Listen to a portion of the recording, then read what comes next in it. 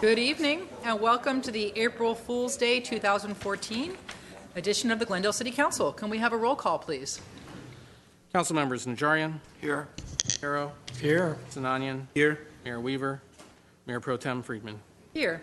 Tonight we have a very special treat for our flag salute. We will be led in our flag salute by Boy Scout Troop 125, so please come on up. And if you'd like, before the salute, if you want to just briefly just give your name so that we know who you are, and then we'll all join you in the pledge. So come on up to the podium and just tell us your names. I'm Nick Martin. I'm Banyan Holiday McCarthy. I'm Matt Vilches. I'm Austin Withridge. I'm Nate Bush. Thank you, young men, for joining us today. And if you'd like to go ahead and lead us in the pledge.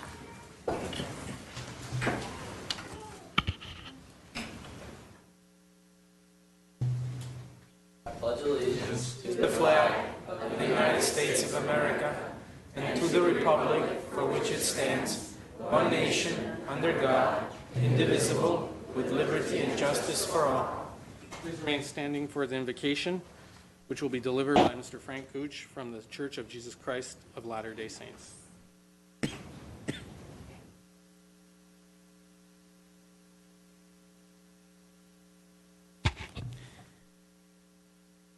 Our dear Heavenly Father, we thank Thee for the privilege and the opportunity that we have to meet together in this body. We are so grateful for the freedoms that we have in our country, for the diversity that we have that brings us all together.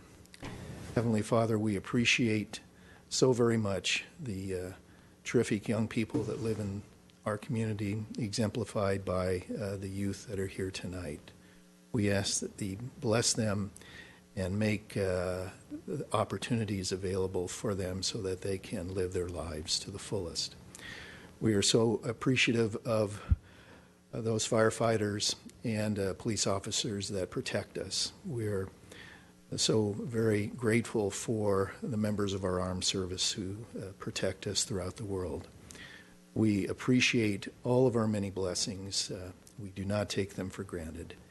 And we are grateful to Thee, and we say this very gratefully. Amen.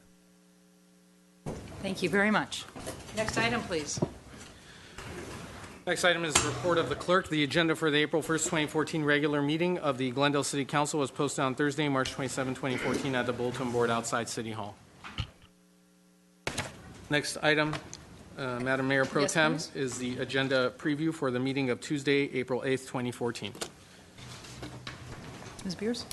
Madam Mayor, members of the City Council, for April 8th for the Housing Authority, we have no business agenda items. That afternoon, to commence at 3 p.m., we do have a special meeting of the Glendale City Council, and we have two items: Director of Community Development, proposed mixed-use project to be located at 125 North Central Avenue and 318 West Wilson Avenue, and secondly, Director of Economic Development, statutory development agreement in accordance with GMC Chapter 30.26.100 for the advertising signage overlay zone, non-accessory sign and sign structures, and animated signs and sign structures.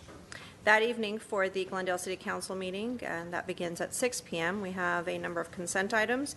Director of Public Works regarding police building maintenance contracts. Director of Human Resources, the purchase of safety footwear for eligible employees. General Manager of Glendale Water and Power, basement ductwork at the Grayson Power Plant. Under adoption of ordinances, we have Director of Community Development regarding establishment of the Brockmont Park Historic District Overlay Zone. Action items: Police Chief, the purchase of Taser electronic control devices. General Manager of Glendale Water and Power, Unit Number 4, boiler tube repairs at the Grayson Power Plant. General Manager of Glendale Water and Power regarding electric motor repairs at the Grayson Power Plant. And Director of Community Development, this is an RFP for Rockhaven. We have two hearings. Director of Public Works, conditional vacation of a portion of the first alley west of Central Avenue, south of Wilson Avenue, vacation case number 175V. And lastly, City Attorney regarding denial and findings of design review case number 13-08302, located at 2631 Hermosa Avenue.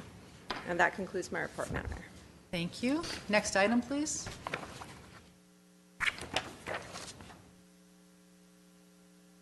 Next item on the agenda at 3B is presentation by Police Lieutenant Tikran Topadzikian for a 25-year service award to Police Officer Luis Mazadiego. Thank you.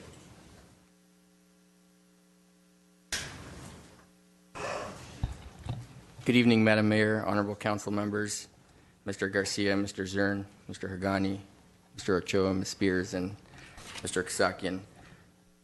I'm going to be giving a brief overview of Officer Luis Mazadiego for his 25 years of service to the city of Glendale. Luis is standing here beside me, and his wonderful family, which is seated to the front right behind him. I'm going to take this first opportunity to have Luis introduce his family first. Thank you. Over the last years, my parents used to come to this event every 5 years, and unfortunately they passed away 5 years ago. And I know they're here in spirit, but the rest of my family is here, and my girlfriend Jamie, her mom, and her partner, my kids, my little ones, her kids, my daughter Valerie is visiting from Arizona for this event, my oldest brother Joe, his wife, my youngest son Michael back there, and my oldest son just walked in, my granddaughter. So I have 5 kids and 3 grandkids. Great. Can we have the immediate family stand up just so we can get you on film and acknowledge you for standing by your father?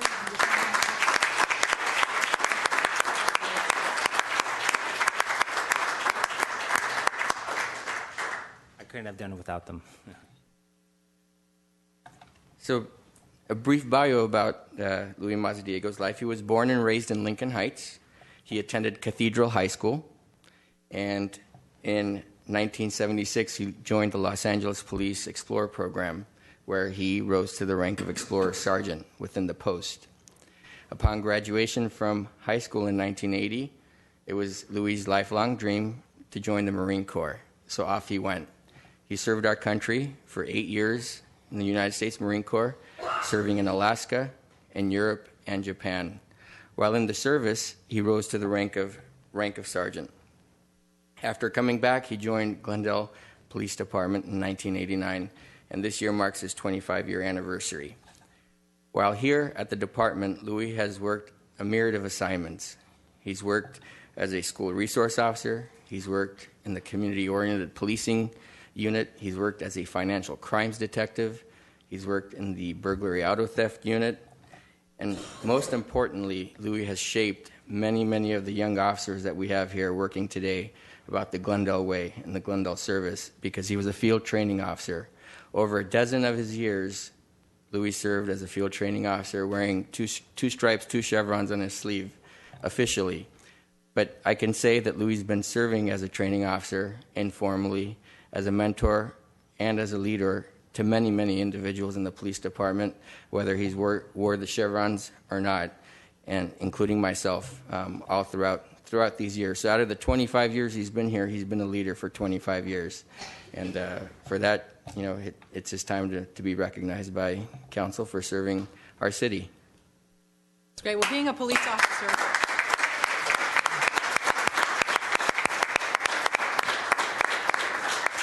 being a police officer is a difficult job, and to do it for 25 years, it's like, extra years. It's like 50 years of any ordinary job. So congratulations, and we're very happy to have you here on the job with us in Glendale. We have some prizes for you. Consolation prizes. Go Dad! Yay! He is, in addition to being a tremendous officer, he's a wonderful guy. I've known him for many years. He's always got a nice smile, the way he treats people. He likes to work with youth. He's just a great guy. Hopefully you're going to be around, maybe not another 25, but at least another 15 or so. But Luis, this is for you. It says 25-year service award. This certificate is an expression of sincere appreciation for 25 years of loyal and faithful service. May the future bring you a full measure of those endowments which long service and devotion to duty so richly deserve. And you deserve it, my friend. Thank you very much. Congratulations, Luis. Congratulations, and we have an envelope for you. Actually, the envelope traditionally goes to the girlfriend or spouse, so you can just hand that over.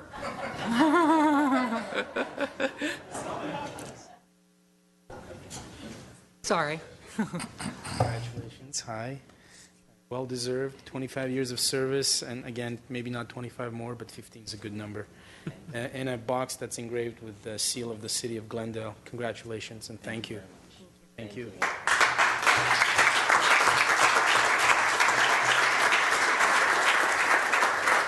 Congratulations and thanks again.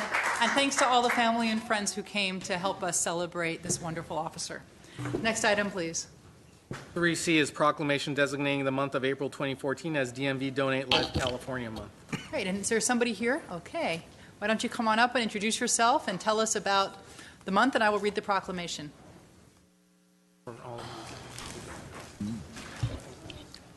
Hello, I'm Alex Parahone, Mayor, City Council members, and City Manager Ochoa, and City staff. I truly appreciate the support of the City of Glendale declaring April as Donate Life Month through this proclamation for the second year in a row. The City of Glendale donor designation rate is 16.5%, which is one of the lowest in LA County. With this designation, we hope we can work together in spreading the awareness about this great cause. As a donor's son, knowing that something positive has come from my mom, Maria Santana, passing in such a tragic time in our family life has been comforting. She was able to save 4 lives by donating her kidneys, liver, and lungs. Unfortunately, there are 18 people each day that pass away waiting for a life-saving transplant.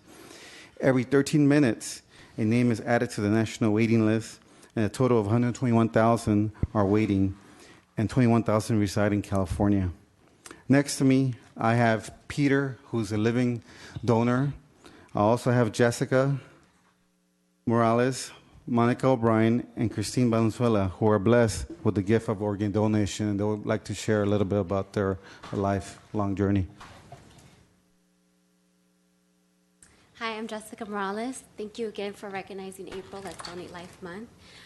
At 23 years old, I was diagnosed with liver cancer, but luckily I was fortunate enough not to wait the 5+ years that most people are waiting to get a liver transplant, thanks to my godfather, who became my life donor and offered to donate half his liver to save my life. Thank you again. Hi, my name is Peter Huerta. I just want to say to Donate Life, what an amazing organization. And with the experience that we've had, I realized that these people, including my goddaughter, spend so much time volunteering, helping other families in need, and just bringing the awareness to the community and helping those people in need. So thank you to Donate Life.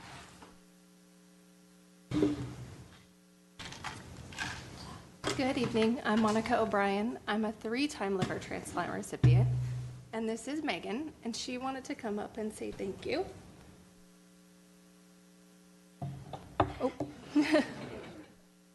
Say thank you. We heard that.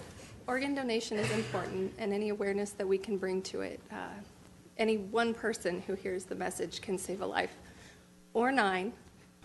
And so my whole family is here, my husband and my eldest son, and Megan, who wouldn't be here without organ donation. So thank you for your efforts, and we'd like to keep this tradition going.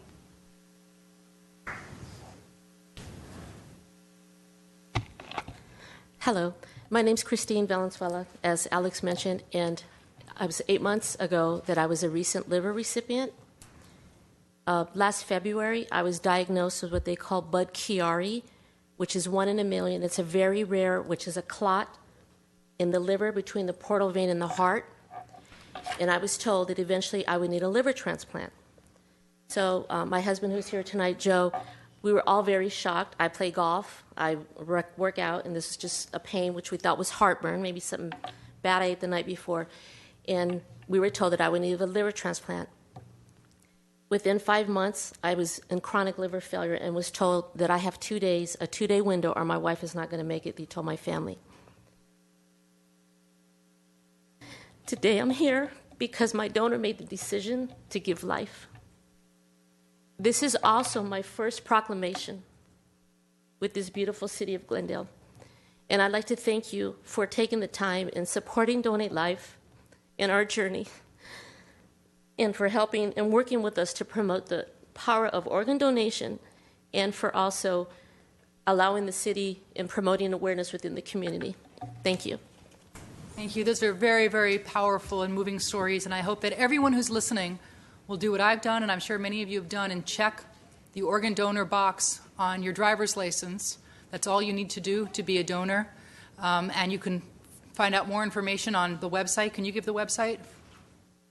Yes, the website is www.donatelifecalifornia.org.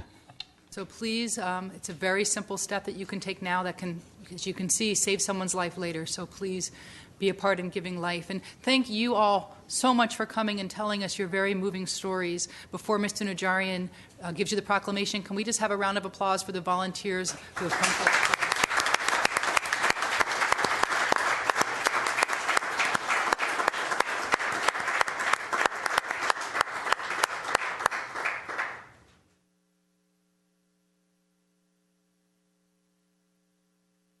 So remember, everyone, April is Donate Life Month, and please get involved. Thank you all for coming. Next item, please. Next item is something that was not listed on the agenda, and I apologize for that. At D is Chevy Chase Library Youth Film Festival. If we can have the volunteers approach the podium, please.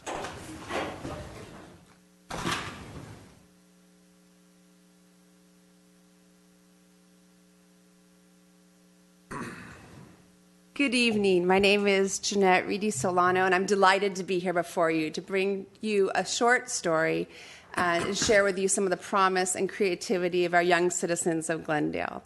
So, esteemed council members, I'm very proud to report as a volunteer of the Chevy Chase Library Volunteer Committee, summer was coming. And we said, what are we going to do with the kids? Not only that, we're in the 21st century, and libraries are changing. So my son had a great idea. This is my son, Dante. Hello, everybody. This summer, me and my mother collaborated in trying to create a very interactive film festival that we could do for the library, and we decided to make a youth film festival for different age categories and make it based off a literature-inspired thing to inspire literature in this new 21st century. And the result was this Chevy Chase Library, the 2013 Youth Film Festival. It was a very... It was a grand affair, complete with red carpet and Oscars. Instead of the Oscars, we had... the Chevy Chase Chesters, and we had celebrities actually give the awards. We had award categories for acting, screenplay, and professionals to judge it. And this was what their awards. One, but it's okay. So we'll switch it. No, we'll switch it. This is the second clip we wanted to show you from one of the films. It was inspired by Miss Marple, Adrian Monk of the television series, and Sherlock Holmes series. And so that's what inspired this original screenplay.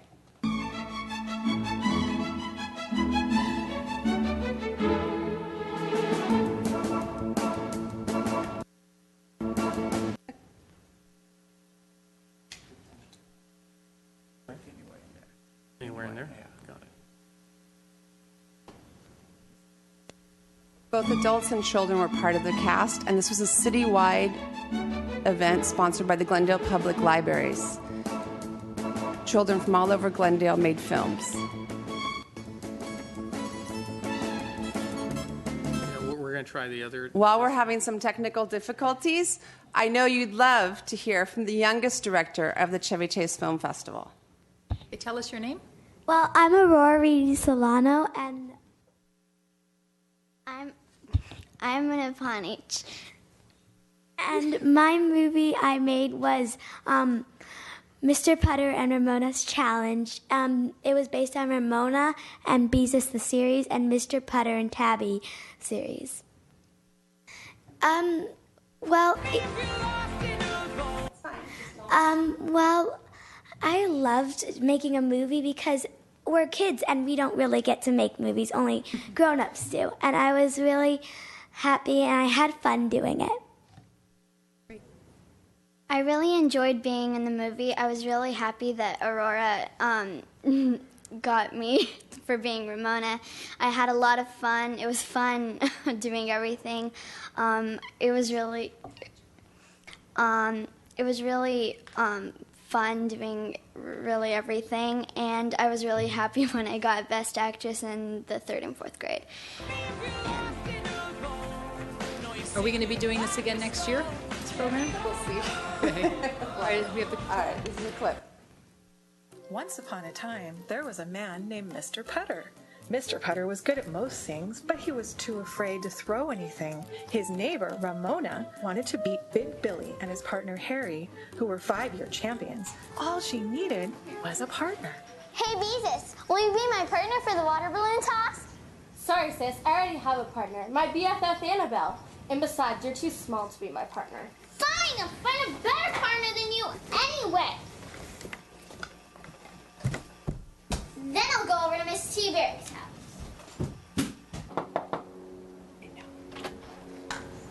Now you want Hi, is Jessica home?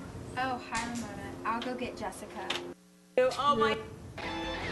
No partner for the water balloon toss.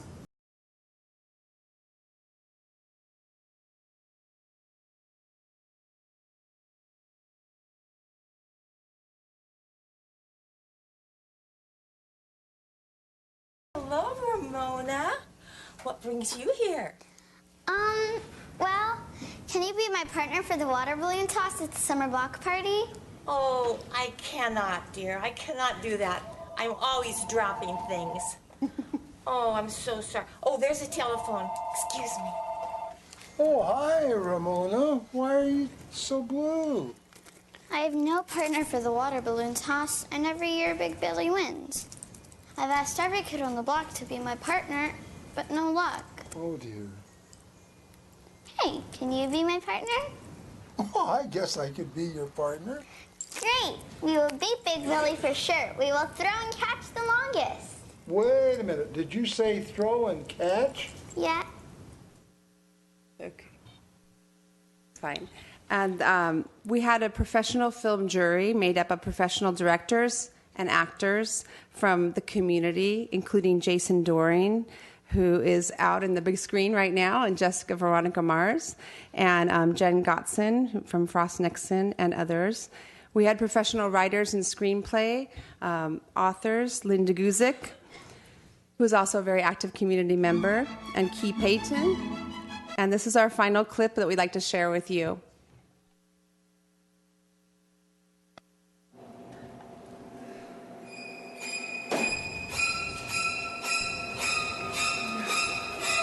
Not you. Please, no. So nice to be away for vacation. Sure is. What do you want to order?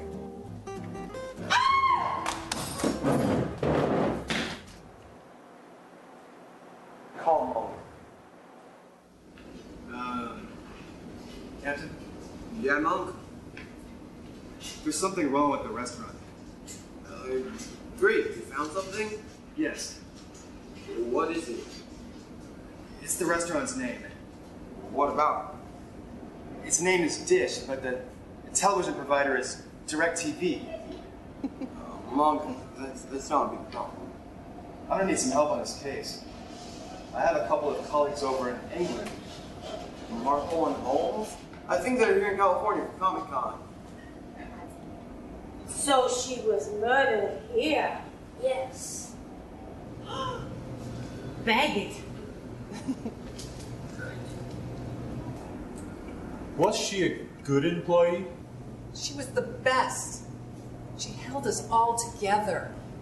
I don't know who could have done this.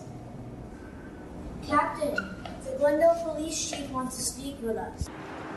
So we hope you enjoyed these clips, and I just want to say thank you for keeping the Chevy Chase Library open. The volunteers appreciate it, and given the space and the community resources, we can do wonderful programs such as this film festival for youth, which became inspired young children from second grade until high school. Well, thank you for coming in and showing it to us, and thanks for organizing it, and congratulations to all the participants and the award winners. Thank you.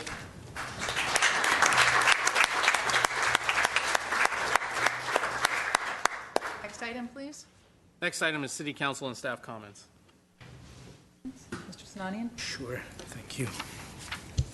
Last week I had asked our city attorney whether the city was on the hook to pay any PERS payments to a former council member who's now a convicted felon, and I'm happy to say that the answer came from city attorney in a very short order, and the answer is that we don't. And I think it's very important for our residents to know that none of their tax monies, none of their hard-earned cash will go to paying any retirement benefits or any benefits to Mr. Draymond. Last Wednesday, there was an important event in Glendale, the rededication and rehabilitation of Casa de la Paloma, which is Glendale's oldest and the largest low-income senior housing building. And thanks to great work of the city's housing department, cooperation between the B Group, Citibank, and several other private entities, 176 units of low-income senior housing were rededicated as such for a 55-year period. So while the city, I think it's very important, while the city tries to find new sources to fill the need or satisfy the need for increased senior housing, as we know our senior population is growing, we are also seeking ways to maintain and retain those units that are already in existence. On Thursday, I, along with council members Nigerian, Laura Friedman, and Frank Quintero, attended the ribbon cutting, the formal opening of the Brand Library. It was a wonderful event. I believe we've spoken about how important this reopening is and how beautiful the library is and how great the potential for its functionality is in terms of it being not only just an arts library but also an arts center. And again, I encourage everyone to go and visit. It's beautiful, it's nice, really something very special that I believe not just for the city of Glendale, but for the area in general. And they have already lined up a bunch of concerts, small concerts that will be held at the library. So I believe that information is online at the city's website. Go check it out and go to as many concerts as possible. They're open to everyone. On Friday, I visited the Grand Central Terminal, which is at the Disney. So we're talking about Old Glendale Airport's Grand Central Terminal, which was the first airport in all of Southern California. So before there was LAX, before there was Burbank, Bob Hope, or anything else, John Wayne, there was Glendale Airport. And that building is in the process of being restored, and it's being restored very meticulously, and its historic nature is going to be preserved. In fact, even now, as layers of paint have been scraped off, you can see the original tiles. Even some of the original woodwork is still intact and is still functional, can be used. We're looking at a November 2015 end date, so we'll probably have some kind of a ribbon cutting at that point, which I think is very exciting. You know, our airport, that's the original airport of all of LA, is going to be there. Of course, not as it's not going to be a functional airport terminal, but nevertheless, as a building that can be there and we'll be proud of. This Monday, I had the privilege of attending an event at Glen Oaks Elementary called Guess Who's Coming to Read? And that event was truly wonderful because it gave me the opportunity to read a couple of chapters from a book to some fifth graders. And it was a lot of fun because not only did we read, but we also engaged in discussion about reading and how important it is in their lives and what lessons they learned from the chapters. And I was very happy that the kids were all excited to read the rest of the book. I believe some of the schools are offering the same program or a version of the same program. I know Balboa is having that this Friday, so I encourage those who have the opportunity to attend and participate, and I think it'll be very gratifying not only for the children but also for anyone participating. On Saturday, I was joined by council members Friedman and Najarian and Frank Quintero at Cesar Chavez Day at the Pacific Center, Pacific Community Center, which was a very nice event, very artful, very artistic. There was a taco truck, good turnout. Hopefully next year the turnout will be even better. And we celebrated Cesar Chavez and his contribution to the labor movement in California, fairness to workers, and just in general, just a healthy working environment for all Californians, especially those whose rights in the past have been besmirched. Immediately prior to that, we had the opportunity to participate, and I think Frank Quintero was there with me at the opening, the ribbon cutting of the artificial turf at the Pacific Park, which means that, well, this is a really significant project, again, because it's the first cooperative project between Glendale Unified School District and the City of Glendale in using school field as a park, meaning that once school is out, that field then becomes officially a city park. Well, now that park is going to have artificial turf on it, which means that teams, soccer teams, leagues, individual groups can play on it without the city having to incur a really high expense of maintaining the field. And the lifetime, the life cycle of the field is going to be from 8 to 10 years. I think that's really great. Everyone knows that our city needs green space. We need soccer fields, especially we need a lot of green space in South Glendale. So this is one of the creative ways that the City of Glendale engages in securing that void for, or not a void, but shortage of green spaces in South Glendale. And finally, on Saturday, I was once again joined with all my colleagues except Dave Weaver, who's out of town, at the Armenian International Medical Funds event. And again, very nice event for a very worthy cause. The fund, for those who don't know, specializes in helping young children get cochlear implants. And as you may realize, this gives a gift of hearing to those children that haven't had it. And on a final note, I have been a donor since 2000, and it really doesn't take anything away from anyone. I highly encourage to either go to the DMV or just go online and register yourself a donor. God forbid, the day comes, you can actually do a lot of good to a lot of people. That's it. Thank you. Thank you. Mr. Quintero.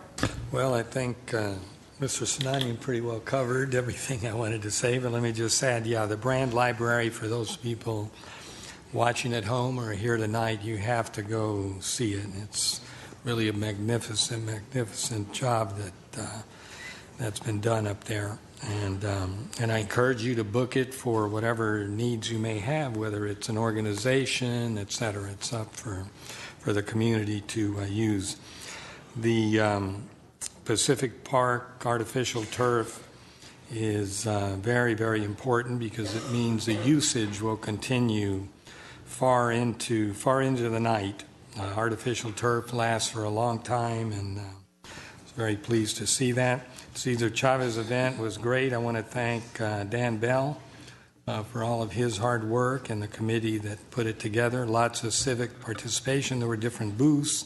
Glendale Human Relations Council was there, as well as different city organizations. Was a little bit of an issue. One of the council candidates, Mr. Mohill, who's in the audience, was handing out campaign flyers and envelopes asking for money. That's not appropriate on city property. There were two other candidates there, Paula Devine and Vartan Garapetian. They participated, and so maybe he didn't know what perhaps are unwritten rules, but generally that's the way it works at civic functions like that. You don't particularly campaign. And then finally, the Armenian International Medical Association, Mr. Najarian was the MC and did a great job. It's a great organization, and when you listen to the people, especially the kids, basically, that are helped by these implants, it's just astounding how it's a UCLA team. It's a doctor, a nurse who's related to Mr. Najarian, and they get sponsorship, supplies, etc. They fly to Yerevan and They do the operations, they do the implants. It's really a concerted effort, but and not $1 changes hands in the sense that they're all volunteers. So they do a tremendous job. I go every year, and it's quite inspiring. There's not much left for me to add. The past. So I'm going to look to the future. And I'm going to let everyone know that on Monday, April 7th, I will be a special guest at the Glendale Homeowners Coordinating Council with Public Works Director Steve Zern and our city engineer, and you've got other titles too, Rubik. We keep promoting you. I forget which one you have currently.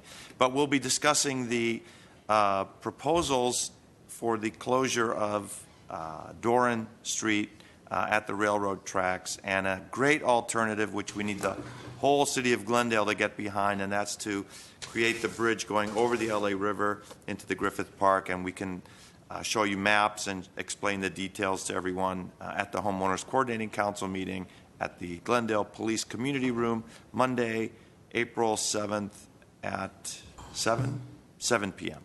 And I think there's refreshments being served as well. Thank you. Thanks. It was a busy week. I thank my colleagues for giving us the rundown. Cesar Chavez Day just gets better and better, more and more people attending. One other event that I attended, and probably my colleagues did too, I'm not sure, was on Saturday, the United Young Armenians did a fundraiser for their candlelight vigil that they do to commemorate the Armenian genocide. This is a wonderful grassroots group that does a very, very moving event every year in the evening after the city's formal event at the Alex Theater. I encourage you to attend. It's educational, but it's also, it really is just moving. You know, the people that are there are very passionate, and you hear firsthand stories, you hear people's family histories, and of course a lot of politicians go, so you have to listen to those speeches, but in between the dry politician speeches you get a lot of just wonderful commentary. So I want to tell the United Young Armenians that I congratulate them on another telethon, and I hope that they raise a lot of money and can continue with their work. Next item, please. Are there any staff comments? Okay, seeing none, we will move on. Next item is the consent items, or in the consent calendar, following a routine and may be acted upon by one motion. A member of council or the audience requesting separate consideration may do so by making such request before a motion is proposed. Mr. Sinanian? I'd like to request separate consideration for items 5B and 5D. With those exceptions, I'll move the remainder of the consent items. Second. Okay, roll call. Council members Najarian, Yes. Quintero, Yes. Oh, I am so sorry. I left out, have we not gotten to oral communications? not yet. Okay, Right I after apologize. Please continue. Council member Sinanian, Yes. Mayor Weaver, Mayor Pro Tem Friedman. Yes. Okay, can we hear 5B, please? 5B is General Manager of Glendale Water and Power regarding design of new water rates in order to correct errors in the calculation of the water rates adopted in 2012. B1 is a motion awarding a professional services agreement to Bartle Wells in an amount not to exceed $130,000. Okay. Yeah, my question is to Mr. Zern. I mean, take into consideration the history of the water rates and our really bad experience with Wildan.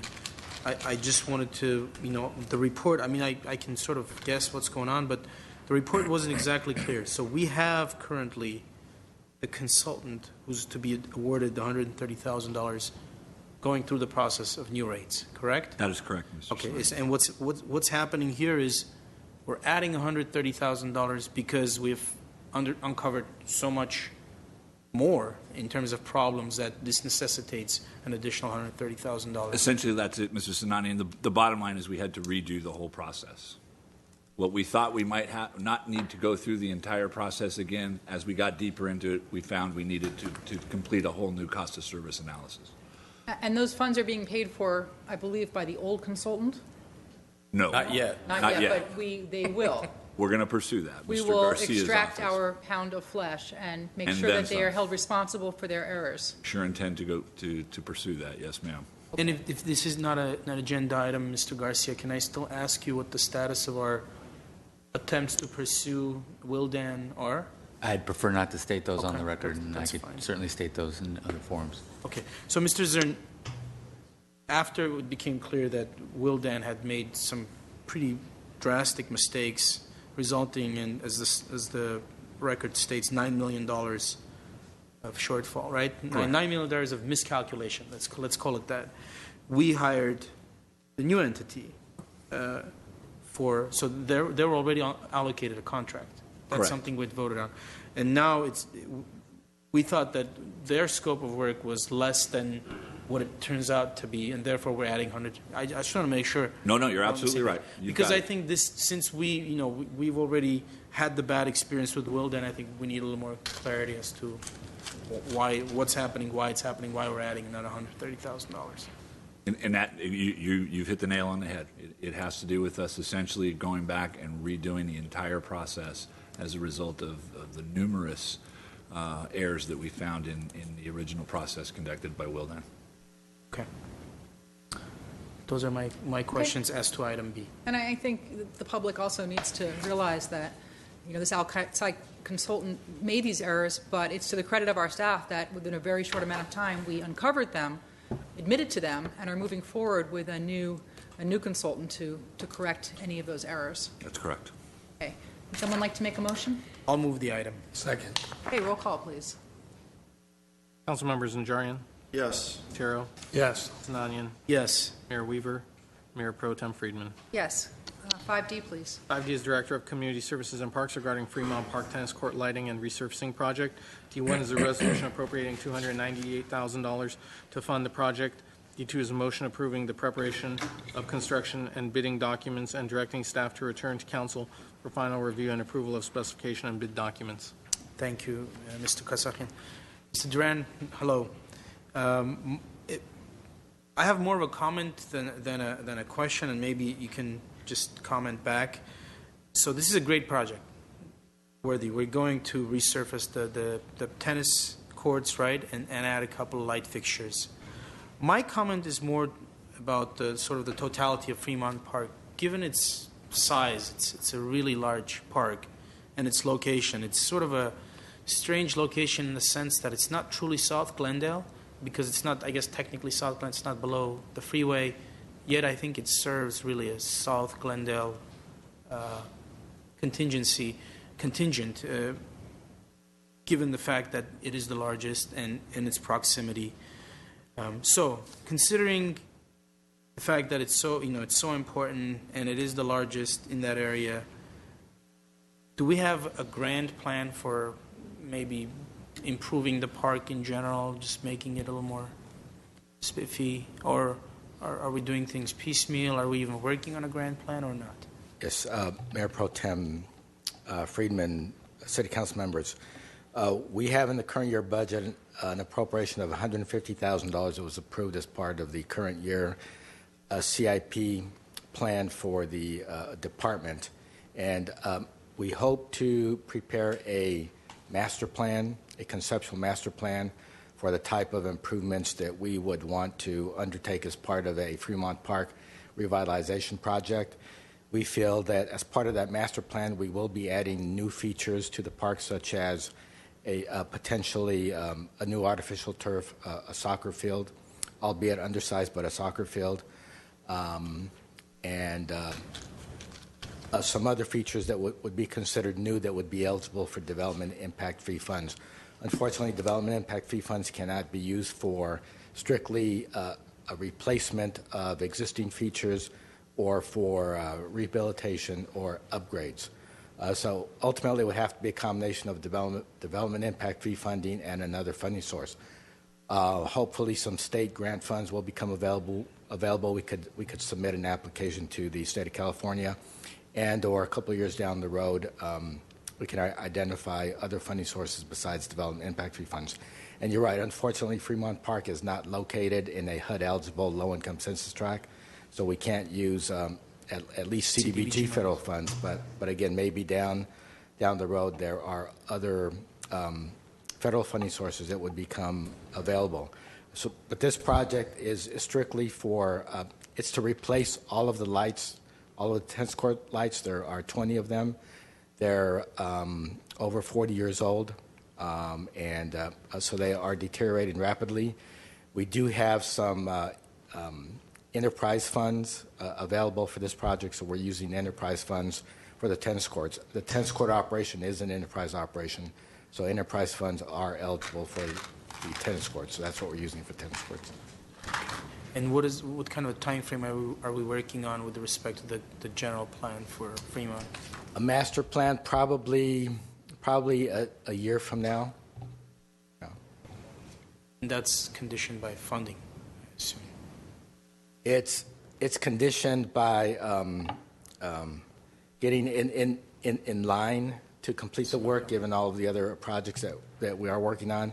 But because we don't have all the funding identified for the improvements, we could take a little bit longer with that master planning, and we will have a lot of community input, a lot of community participation, which will add to the time frame. So yeah, it's about a year out. Just a quick side question. So when we take green space and we turn it into a soccer field, which I love that. I think it's a great idea. But when we put artificial turf there, are we precluding families from, let's say, picnicking on that? At that point, I mean, it's gone, right? It's no longer. It would have to be fenced. It has to be fenced. Yeah, because the issue we have now with what we refer to as rogue soccer games is that without the fencing, the balls go flying all over the place. And yeah, you'll have a family picnicking, and they're at risk of getting hit with soccer balls. So it would have to be fenced. And as I said, we will get a lot of community input. So a lot of it will depend on what the community identifies as its needs and priorities. But I would not be surprised if one of their priorities is a soccer field. Okay. Thank you. Thank you, Mr. Duran. I suddenly have a speaker card on this item. Mike Mohill, 3 minutes.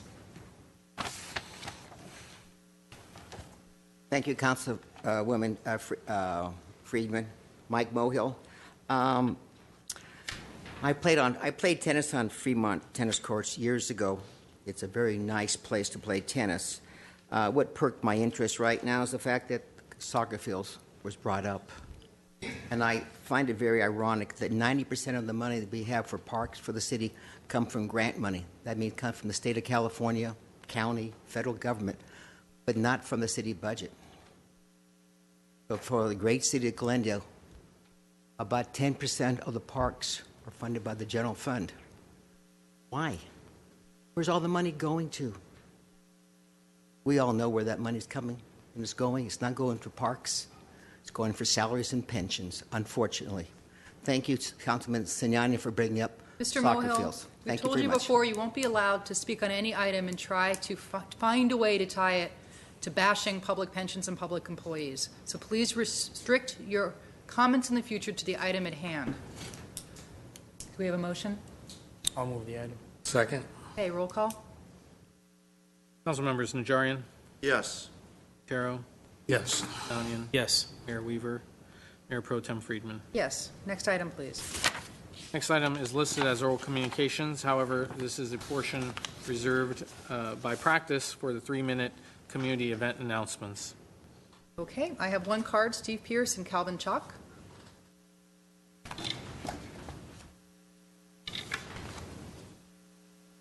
Good evening, Mayor Pro Tem Friedman and council and staff. My name is Steve Pierce. I'm president of the Crescenta Valley Chamber of Commerce, and with me is Calvin Chalk, who is also known as Kaipo, and he's on our board of the chamber. So we're here tonight to talk about the Hometown Country Fair, which is coming up this Saturday on April the 5th. It's at Crescenta Valley Park, which is at 3901 Dunsmore Avenue. So we invite everyone from Glendale to come up to Crescenta Valley Park on the 5th. It starts officially at 10 o'clock, but classic cars will be arriving early, about 7:30 in the morning. It's a great event. It's free admission, just a lot of fun. We get a huge crowd up there. We have over 110 vendors that are going to be there. We have everything from dog parades to pie eating contests and so forth. Kaipo's going to get into a little bit more of the details, but just to start the day off, we're going to have a 5K run. It's actually going to be from the VFW American Legion Group.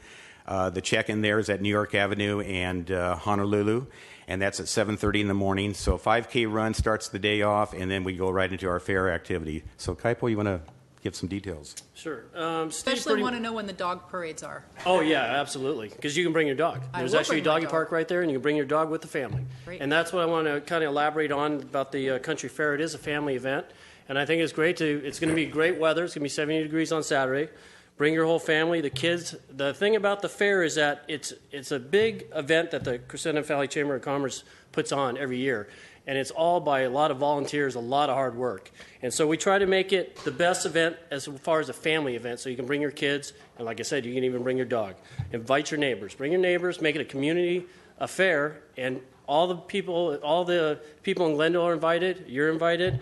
The more the merrier. Again, like Steve hit, he said it goes from 10 to 5. We're going to have games for the kids. We're going to have animals there. Car show. We have a lot of entertainment, and I'll touch on the entertainment. There's a lot of youngsters that are going to do the entertainment. I think we have a girl that's 9 years old that's going to be singing. We also have a pie eating contest. We're going to have a raffle for a mini iPad. There's just a tremendous, so many things, and I got 46 seconds left. So there's a lot of things that are going to be there for everybody to enjoy. And again, we want to also mention that one of our main sponsors is Montrose Travel, and he also touched on the 5K run. You can sign in when you get there, so you don't. It's not one of these you got to get online or anything. You can actually come there and sign in. And 24 seconds. And the last item I want to touch on. Oh yeah, we have carnival for the rides at the carnival for the kids, and the best thing is that this is free. There's no admission.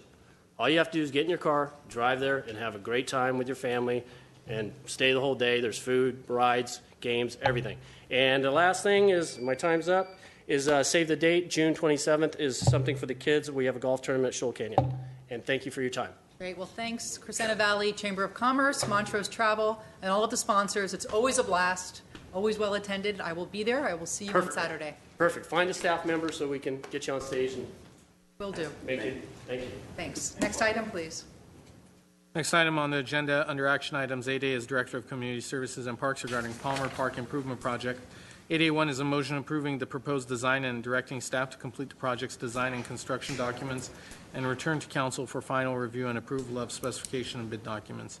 Great. A2 is a motion approving an amendment to the professional services agreement with Narduli Studios in an amount not to exceed $79,000 for a total contract amount not to exceed $234,480. Item 3 is a resolution appropriating $1,116,000 to fund the project. Okay, let's hear about it. That was a mouthful. Mayor Pro Tem, members of the council, the item before you is near and dear to our hearts, mainly because it truly serves our community services and parks mission and tending to the park safety and security.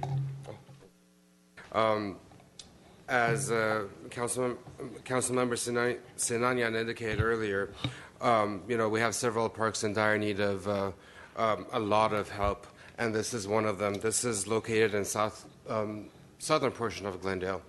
It's about 2.7 acres in size and has great many amenities that are really overused and overtaxed. We received CDBG funding last fiscal year, at which time, upon your direction, we retained Narduli Studios to begin an overall assessment of the park, identifying the needs. Currently, the park has two mini half basketball courts, has a very old and tired wading pool. The playground equipment is completely overused and beyond repair. The community shelter located, let me see if I'm going to be, there we go, that's the community shelter over there, the picnic shelter, heavily used. The barbecue and the sink area is beyond repair as well. This is one of those parks that probably about 2 decades ago was renovated last, and we have student work from the adjacent Horace Mann and Muir Elementary School. They had done tile work that has been incorporated throughout the park. And as part of our effort to renovate the park, we hope to salvage many of those pieces and incorporate them to the new project, given that those students are now parents in the community. As it was read into the record, we are asking approval of the design this evening. Ms. Narduli with Narduli Studios will walk you through the proposed design. We're also asking for an amendment to the professional services agreement in the amount of $79,000, mainly because of the fact that after assessing the overall needs of the park, we opted to go for the full improvement option rather than phasing the improvements. As Mr. Durand indicated earlier, we can use development impact fees solely for new amenities. And I don't want to repeat what Susan's going to walk you through, but there are several new amenities that are being proposed that will be funded through the $1.1 million and change allocation that appropriation that we are requesting. As such, we need design services to be able to develop those. I think without further ado, I'd like to introduce Susan. I will be available to answer any questions unless you have some urgent questions, now before I turn it over to Susan. Thank you. Okay, Susan?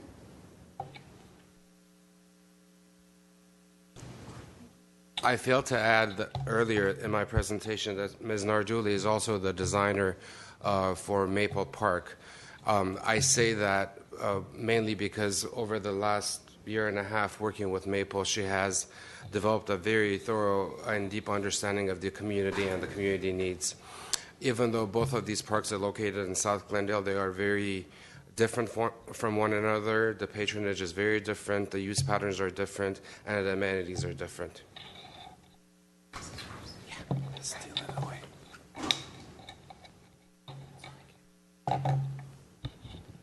Good evening.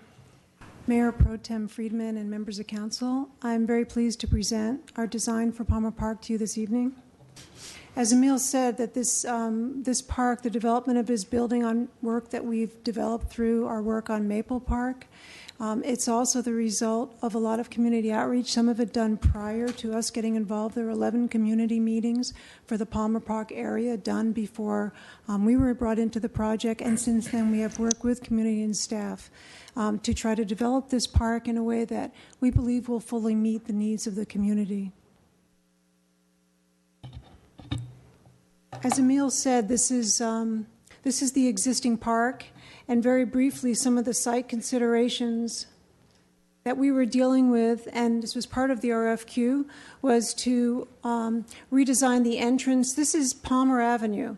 Well, let me just start by saying there's two entrances to the park. This one is along Palmer Avenue, and this is a second entrance and a small parking area that also leads to the south side of the park. What we were tasked to do was to look at the existing entrance to the park. It did not seem welcoming, and it was not making use of a lot of the space. Plus, the fence was not secure. We needed to replace it. We also looked at the existing play areas. The basketball court, there was a desire to put in a full court, not these two small mini courts, to upgrade the restrooms and make them accessible, to upgrade the picnic area. And this is an existing wading pool right in here. It's kind of a kidney. You can't quite see it well here. It's a really small kidney-shaped pool. The community loves the wading pool, but it's very small, and it was really in need of a facelift. So this is the overall site plan with our improvements. I'm going to go through them, so I don't want to spend a lot of time on this, but briefly, again, this is Palmer Avenue. These are the play areas, the new basketball court, the new pool, restroom, and over here, this is an area that we haven't done any work in. It's a very well-loved community garden, and there's a gate off the park that leads to it. So this is a rendering of our new entrance along Palmer, and what we are proposing, and in the next slide I'll show you the existing versus the new. The existing entrance to the park has got actually two small entrances, and it also set back from the street more. The space was not very usable. The landscape was not growing well, and the fence was not structural.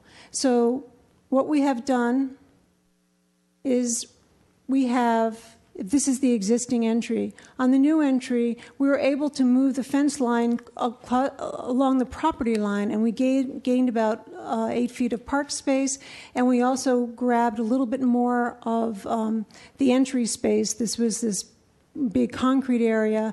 There's seating to the outside and seating to the inside, and new landscape along the front. And you can see this in the rendering. You can see the people sitting along the bench, the new landscaping, new signage, and one entry to the park. The children's play areas. There are 3 different zones for the play areas. Number 1 is for ages 2 to 5, number 2 is ages 5 to 12, and number 3 is what we're calling a natural play area. The play equipment itself is being done under a separate contract, so I'm not really going to talk about that tonight. But I will talk about the overall area and what we have done to it. What we are creating here is we're creating an informal place for children. We're claiming this as part of the children's natural play area. This is a poetry path. There are little circles for reading. We've introduced trees into this plaza area and a little bit of seating. And then there's also some very sculptural canopies over the play area that I'll get into later. So here you can see the overall rendering of this area of the park, and here is a rendering looking into the children's play area with those 2 canopies. The natural play area, this is a close-up of the poetry path. We've got a little bit of nonsense poetry for the kids to hop along, and gathering circles and informal seating.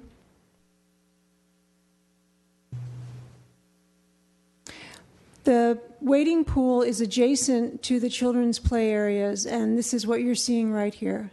So we are proposing a redesigned wading pool. It's significantly larger, almost 4 times as large. The existing pool is not accessible. This has got a slope beach entry, so it is now accessible. We have added some benches along the edges and a couple of picnic tables here. So what we've done is we've really created a very nice amenity, we believe, for this community that so uses that wading pool. And here's a close-up of it. This is the existing pool, so you can get a sense of the difference in scale. And a close-up of the area, so you can see the relationship of the amenities. And here's a rendering of that new wading pool.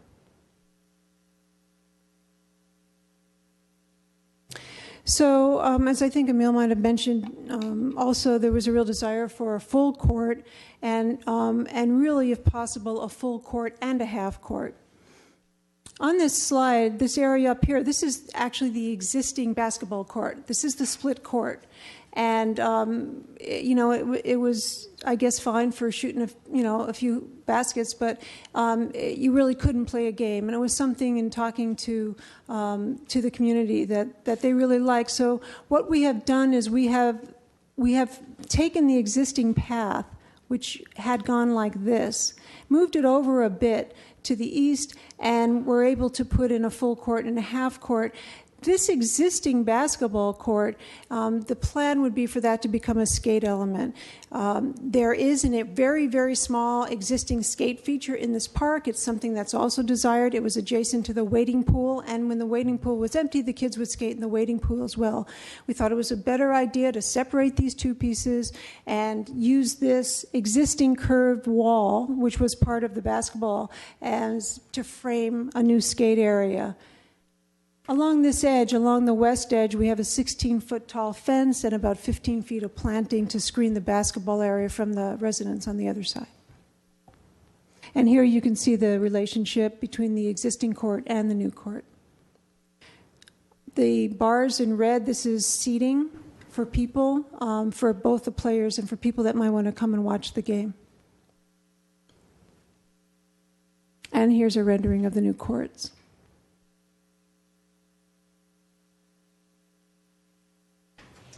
Along the south edge of the existing pathway, We have created a fitness area, and it's relatively small. There's 6 pieces of equipment, but again, through a lot of work that we have done through Maple Park and working with the community, we're showing a mixture of stationary and movable equipment.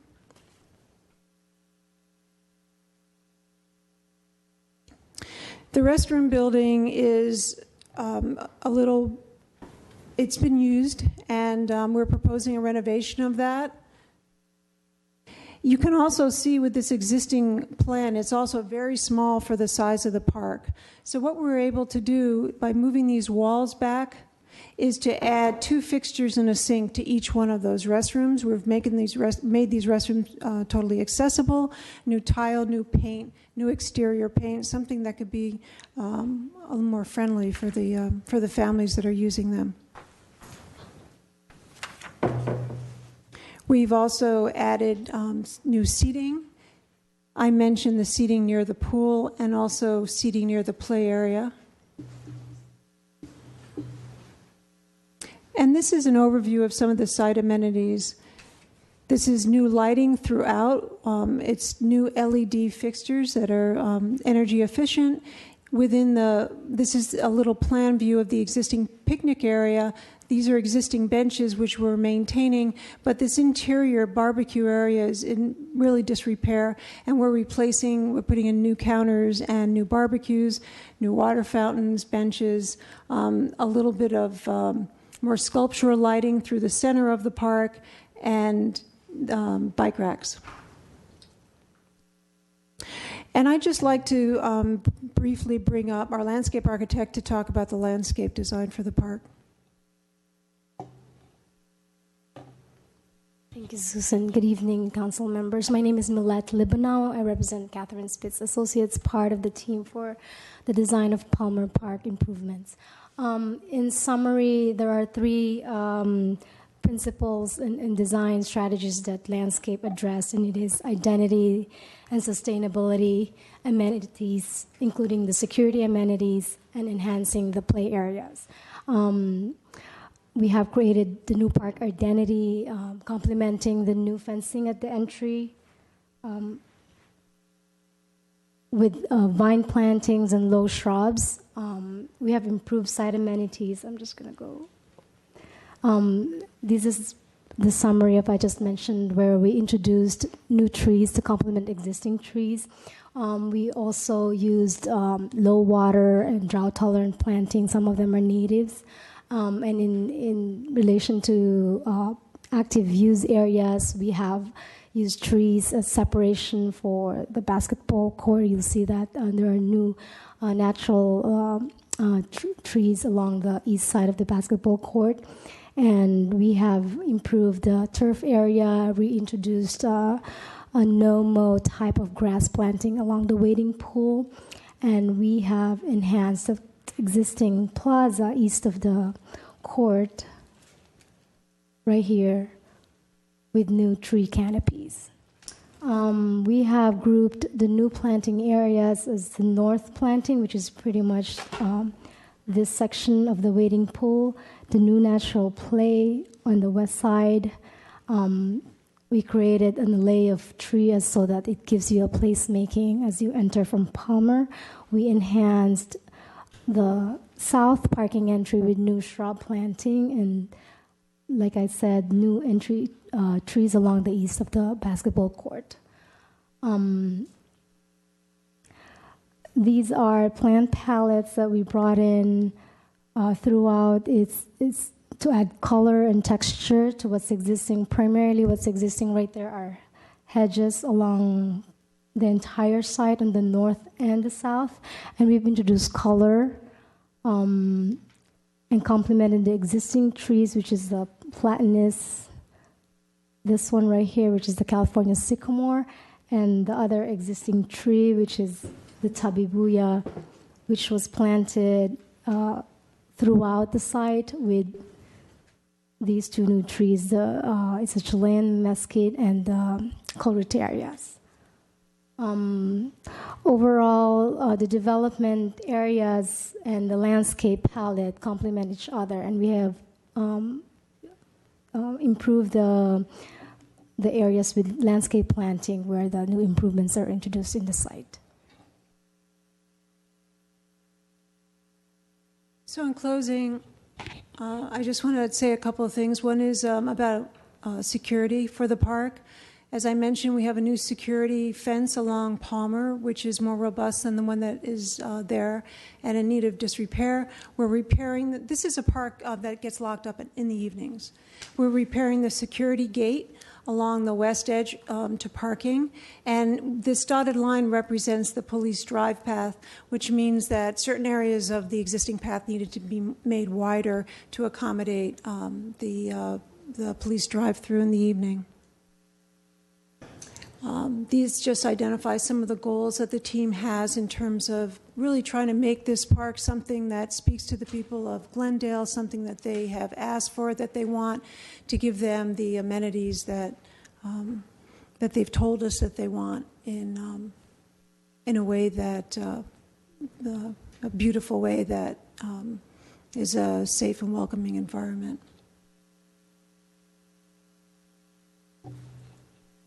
Okay, are there any questions from the council? I have a question of the city attorney. What's our liability if, I don't think we have a lifeguard there, and I don't know how deep that wading pool is, but it only takes a few inches of water for an unattended infant to drown. What's our liability if there's something like that should occur? I think, Mr. Dranis, I've worked with our office on that previously. Yes, Mayor Pro Tem Friedman, Councilman Najarian. We actually, whenever that wading pool is being used, we do have a lifeguard on duty. We do? Yes, we do. All of our wading pools must have a lifeguard on duty. Okay, so and it's a very popular feature of the that park. is good. Okay, thank you. Okay, I have two cards on this item. First is Mike Mohill, followed by Margaret Hammond.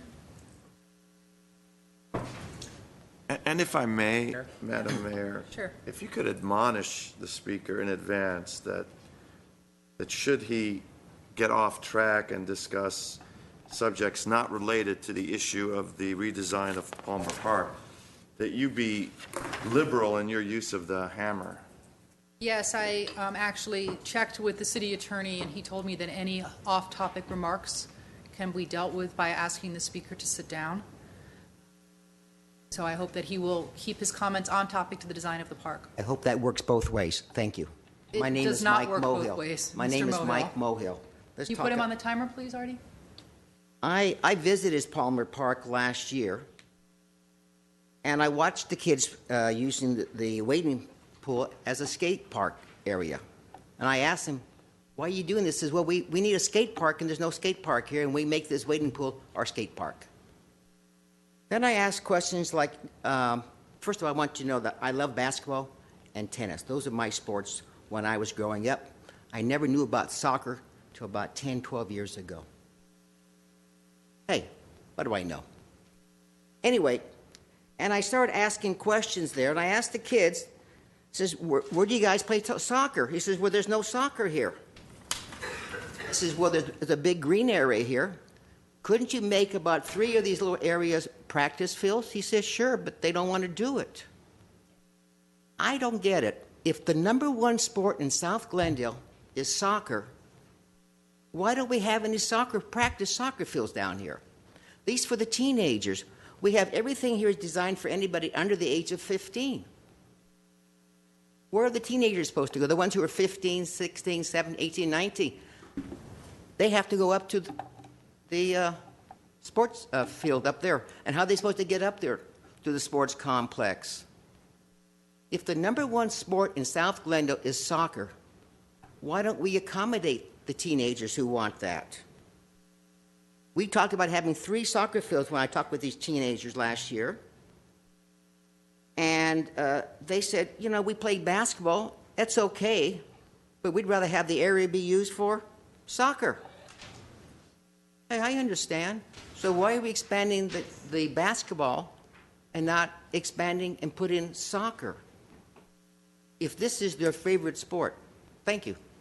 Thank you. Margaret Hammond?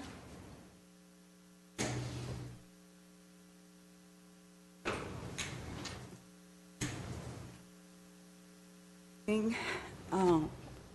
Mayor Pro Tem, the council, and staff and so forth. My name is Margaret Hammond. I happen to be a 55-plus years resident of South Glendale. I can see the park from my house. That park, when it was redesigned, number one, my daughter used that park and my grandchildren. I took them there. The number one thing when the park was last redone, the fence was deliberately a setback so that there could be greenery along from the sidewalk to the fence. There are rose bushes in there, and they're beautiful. I think to put the fence right to the sidewalk makes it like a prison. So, in my opinion, I do not think that the fence should be set right to the sidewalk. It was same thing was said at Cerritos. That was going to be set right to the sidewalk, and I think it was Mr. Yusefian, really, and because I said, no, that's horrible. I mean, you know, and it is a beautiful park, Cerritos. I mean, it does have the nice setback, the nice front with the garden. So that's my opinion, and I am a member of that area and have been. The other thing, as far as the basketball courts, they took them out because where they're situated is homes along that fence. They took them out of there because it was just too noisy, too much going on, and so forth and so on. And particularly if they're going to be using it for skateboarding or anything else. They deliberately made them half courts and did away because there was too much problems, too many problems, fighting, physical stuff.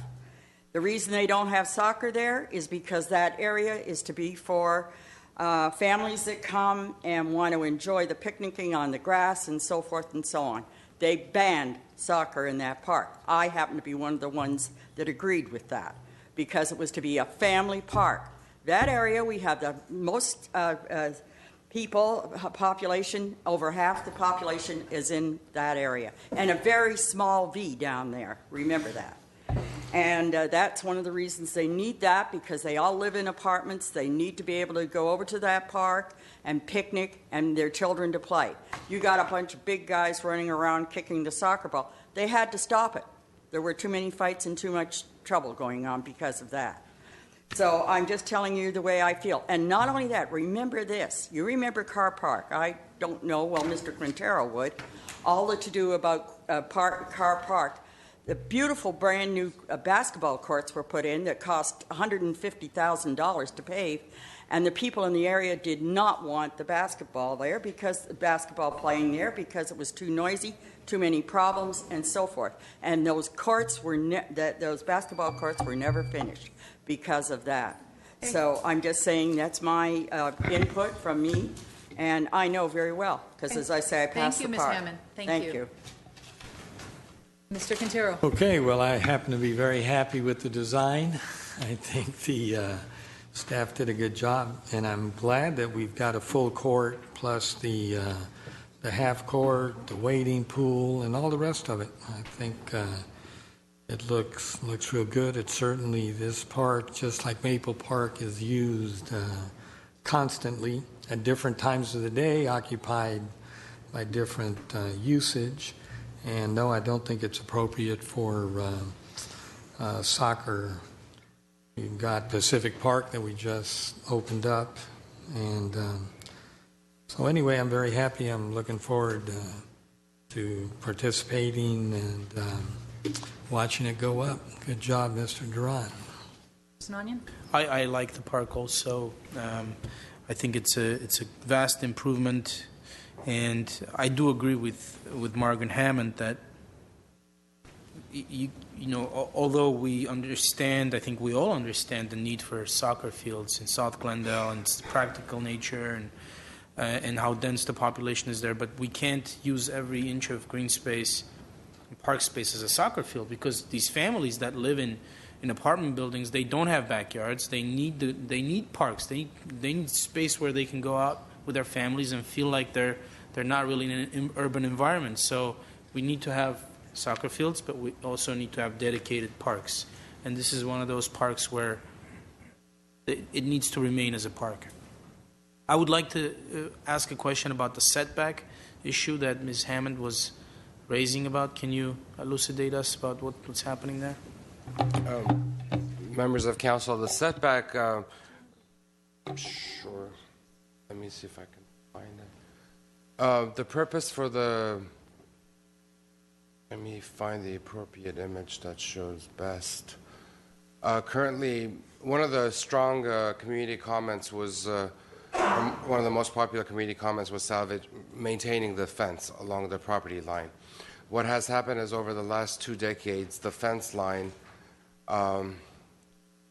it's hard to tell in this image, sits between landscaping, and because of the irrigation system, has completely deteriorated over time. As part of the new effort, the fence will be replaced and moved further close to the front. However, the landscaping is being maintained and the irrigation system will be redesigned so that it's not going to be to the detriment of the fencing. This area that we're seeing, bear with me, I'm going to probably this, demonstrates the new landscaping that's being added to the entrance to help. The sidewalk landscaping is being maintained. It's not being removed. The fence line is just being moved in front of it. And there are street trees along Maple Avenue as well that are being maintained. So the fence will go first and then the landscaping will go? Yes, and it depends on where you are. Sometimes the landscaping goes first. But overall, we're trying to have the fencing separate from the landscaping to avoid the irrigation overflow on the fence line. Okay, thank you. And just a last comment on the soccer field issue. We now have the sports complex in North Glendale. We have the indoor soccer field at Glendale Civic Auditorium, and we have Pacific Park also. And I believe there's one more that it's in the planning of us putting in artificial turf and turning it into a soccer field also. So we're working on it. But again, we can't accomplish only soccer fields at the expense of park space. That's just wouldn't work. I mean that's not going to happen. Okay, Mr. Nigerian? Okay, I like the design. I think this is a highly popular, highly used park. The amenities and the new treatments are appropriate, so I support it. Perfect. I think it's a beautiful design. It's going to be a huge improvement. It gives more functional space while adding greenery at the same time. The expanded wading pool is going to be very appreciated by the community. So I'm really happy to see this go forward. I know that the community is as well. Do we have a motion? I will move 8A1. Second. Well, I guess 1, 2. 1, 2, and 3. And 3. I'll move 8A1, 2, and 3. Second. Okay, can we have a roll call, please? Council members Najarian, Yes. Caro, Yes. Sinanian, Yes. Mayor Weaver, Mayor Pro Tem Friedman. Yes. Thank you. Next item. Item 8B on the agenda is Director of Public Works regarding Glendale Avenue wastewater capacity and street improvement project in connection with the specification number 3490. B1 is a motion awarding contract to XL Paving Company in an amount not to exceed $4,046,874.90, plus a contingency in the amount of $505,000 and rejecting all other bids. Thank you. Who is presenting this item? City Engineer, Mr. Galanian. Mr. Glanian, you are on. Thank you. Good evening, Madam Mayor Pro Tem, members of the Council.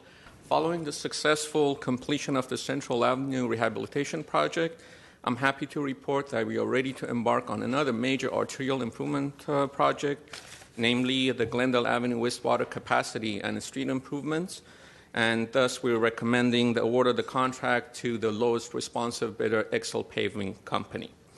The length of the project spans from San Fernando Road to Broadway, and the work includes upsizing nearly 2,000 linear feet of sewer mains, upgrading 7 traffic signal systems, ADA-compliant improvements, as well as repaving almost 1.7 centerline miles of roadway based using the environmentally friendly and cost-effective method of cold-in-place recycling. This will also help reduce traffic disruption, trucking trips, and air pollution. In addition, the rubberized asphalt cap will utilize over 23,000 recycled tires. The construction work is anticipated to begin in mid-May and be completed by mid-November, just before the Thanksgiving holiday. We've been closely coordinating with Cerritos Elementary School, Marshall Middle School, and the Holy Family School, as well as the Forest Lawn representatives. We will also be using electronic message boards during the duration of the construction.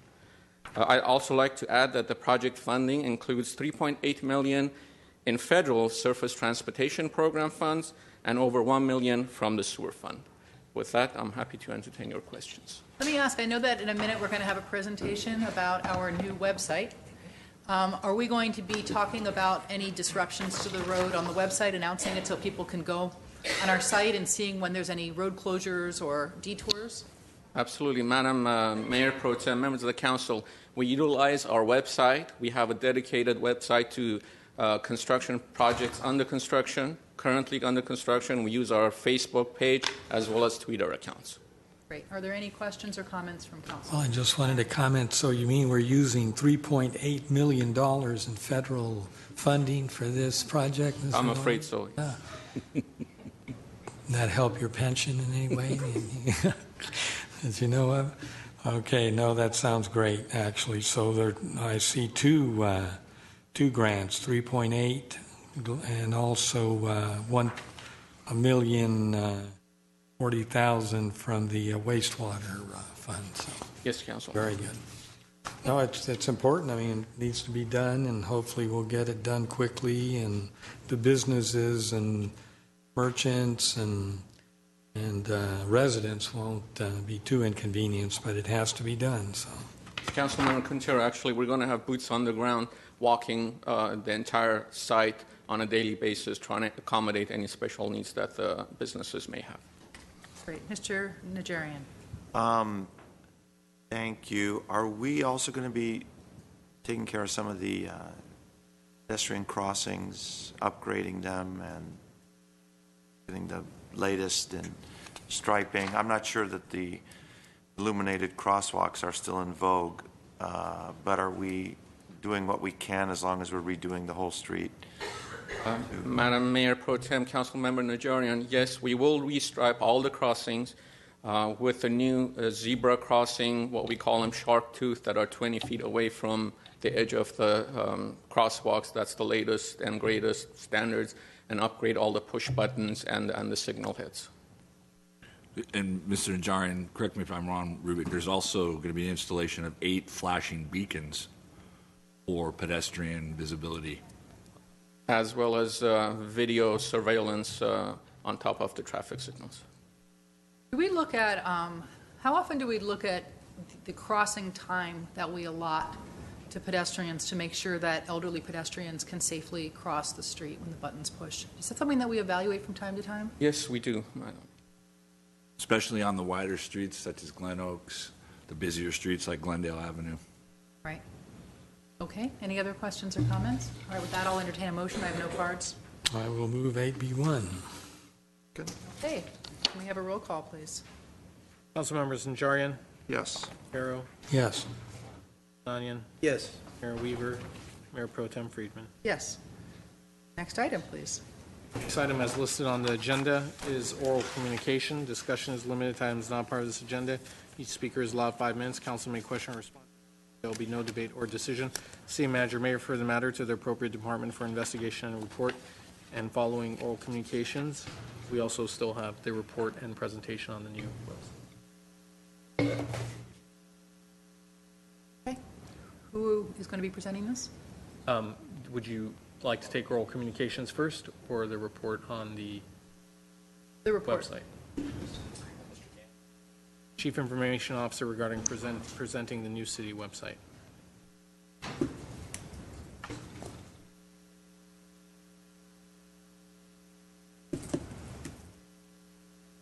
Mayor Pro Tem, members of council, good evening.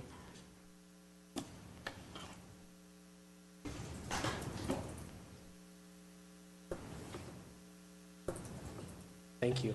I'm here tonight once again to talk about the city's new website. I'm happy to announce that we'll be going live with the new site tomorrow mid-morning around 9 a.m.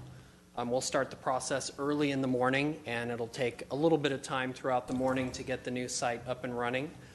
So the new site will be www.glendaleca.gov. I do want to clarify there is no dot in between Glendale and CA, so it is glendaleca.gov. So real briefly, I'll go over a couple of the features of the new website, the design, features, and benefits. Here's a screenshot of one of the home pages, and there'll be many.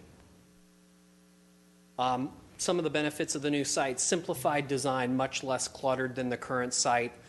Information much easier to find for those looking for that on the new website. Consistent framework and look throughout all of the web pages, the city's main page to all of the department pages. Customer-centric navigation, and I'll show that in a screenshot in just a moment, and the photography that we've seen on a couple different pages, and I have a few more examples of that as well. So here's another shot, beautiful photography. You can see the simplified design there. News, events, and highlights at the bottom. Events might be something like what Rubik spoke about before, where we would talk about street closures and other important items coming up. Bar along the top: government, residents, visitors, businesses, and how do I. Simplified navigation for everyone on the site, and that'll be on every page throughout the site. And then the dash bar along the bottom that I'll cover a little bit more about in just a moment. So another site here, Glendale Fire Department's department page, news and events, in this case just for the fire department, and then a button there would roll into citywide news and events as well. Again, same bar across the top for easy searching and finding information: government, residents, visitors, and then the bar along the bottom we can't see here. Glendale Water and Power site, same thing, news, social media there for Glendale Water and Power, as well as a login for our account holders. City Clerk website, again, news and events, social media, and that very similar look and feel, with the photography being different and more relevant to the departments. Community Services and Parks, again, same look and feel, additional photography. Features of the new website, I want to talk about just a couple real quick. Calendar and news widgets, as I mentioned already, news and events on each page relevant to that particular page, rolling into the larger citywide news and events. The How Do I menu is on the top right, up on the bar that says government, residents, visitors, business, and How Do I. So How Do I will be the top most common searches and information that people come to the website to view. And we'll monitor that over time, and as things become more popular, we'll add those to the How Do I menu for quick and easy access to everyone coming to the site. Mobile device awareness and improved search. I have a screenshot on this in just a moment. So here's another department page for management services. Has city council information there. An example of the calendar. One of the calendars, like I talked about, that will roll up into the citywide, as well as more specific per page items. There we go, another screenshot. This is the How Do I menu. So you can see the How Do I menu will cover the most common things that people come to the site to do. Things like parking, class information, bus schedules, etc. All right there, just mousing over the How Do I will bring them straight to any of those items that they want. The new site is set up to automatically be viewable on mobile sites, iPads, tablets, phones, automatically convert to the picture that you see there for easy viewing on those devices. This is more and more important over time as people use mobile devices more and more frequently to interact with the city and with our website. Communications, the dashboard across the bottom of every page I'll cover in just a moment. Social media buttons, e-notification, an easy way to sign up to receive newsletters, email updates, and emergency notices all in one place. And of course, GTV6 live streaming. So there's an example along the bottom there: Contact Us button, calendar button, live streaming, e-notification, transparency right now, that's a link to the different public documents on the website. In the coming months, that will be updated to a new dashboard product that we're working on now. And then to the right of that, YouTube, Facebook, Twitter, Instagram, and our website logo for social media integration. I want to thank Damian Patrick from ISD, along with Dave Whiting and Eric Sco. They worked with a cross-departmental team from across the organization to bring this new website, to update content, and to make it what we're very proud to launch tomorrow. Are there any questions? Questions from council? Quick question. Last week I asked about the City of LA's new budget website, and I believe the city manager told me that we are considering that, and we're going to go out for an RFP pretty soon on that. Is that yes, sir. correct? Actually, as it would turn out, with the further investigations we do, we're bringing the price down and matching it up to a product that we would like to see. So an RFP may not be necessary. We'll actually be interviewing different firms coming up pretty soon, and that's the dashboard project that Mr. Ganley is referring to. In a few months. Okay, great, thank you. And when that does happen, when we have a finished product, will that be integrated into our website, or will that be a separate website? It will be integrated, and we've prepared that transparency button as where that will live. So for now, if you go to transparency tomorrow morning after we launch, you'll be able to view different budgets, CAFRs, and other important documents. When we go live with the dashboard project, that will go straight to that website and that display. Thank you. A few weeks ago, I talked about my interest in priority-based budgeting, and I hope that that can be integrated into this so that the public can understand the type of priorities that we use and the metrics that we use when we evaluate programs and services. Very similarly, you'll see all of that evaluative data all put together so people have it in one easy location to do their own overview of how they think that we're doing our job. Okay. Other comments or questions? The website looks great. It looks fabulous, and I think that it will be much more functional than the old website. One of the things that we discussed when you showed this to council separately is I've talked to you about how in the past when I've done searches, every PDF, every item that's ever had any of the keywords that you mentioned will come up, so you'll get thousands of documents. And now that won't happen. Now when you say trash regulations, you'll get trash regulations, not 500 unsorted documents that had anything to do with trash in the past. So functionally, this is going to be much more usable and user-friendly for the community. And I know that we can keep tweaking it as we need to tweak it as people give us comments, and I would encourage the community to take a look. It would be great to get so many hits that we crash the site. I doubt that's going to happen, but that would be a great goal. So everyone go out and take a look at our new website and give it a test run and let us know what you think. Thank you so much for all of your work. Thank you. Okay, next item. This item is oral communication. Discussion is limited to items not part of this agenda. Each speaker is allowed 5 minutes. Council may question or respond to the speaker, but there'll be no debate or decision, and the city manager may refer the matter to the appropriate department for investigation and report. Thank you. First speaker is Sid Maksudian, followed by Mike Mohill.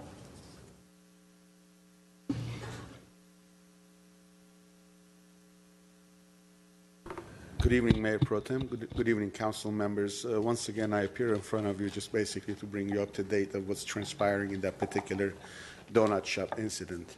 As a matter of fact, I think about 2 weeks or a little bit longer than that, there was an incident where the owner of the meat market wasn't present. Basically, he was gone on a business trip. So the family business was being run by 3 ladies, female employees. And on a Friday night or a Saturday night, Sushine could correct me on that, is that incident happened. Those 10 or 15 Armenian Americans basically, again, drunk and basically doing their thing. They're getting into fights and very, very bad language being transferred between parties. And when a young man came to pick up his mother to close down the shop, there was a huge confrontation with that young man. I'm sure he was in his 20s, but he was a young man. And one could have led to a very bigger incident because that young man could have been attacked. The women basically interfered by being females to stop the aggression. But again, those are 3 females against 10 or 15 Armenian grown men, basically. And they didn't even have the courtesy by knowing that this is nothing regarded, even if it's a white female, black female, Hispanic, or Armenian, should not make any difference. But they didn't even have the courtesy to back down.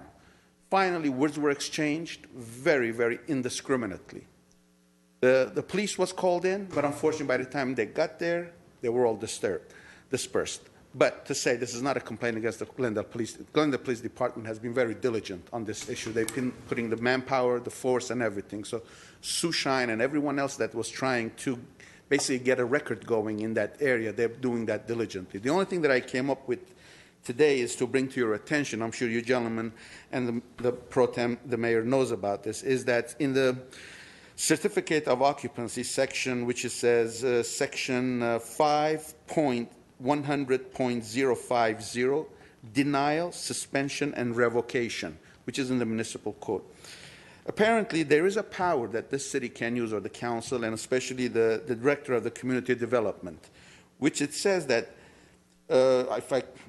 if there is enough report or data that shows that this particular business is not conducting himself or herself based on the code of conduct of business, that if a recommendation is made by the community leader to the council, that the business license can be revoked. But that's extreme. We don't want to be bad citizens to get somebody out of business, but we could tame it down.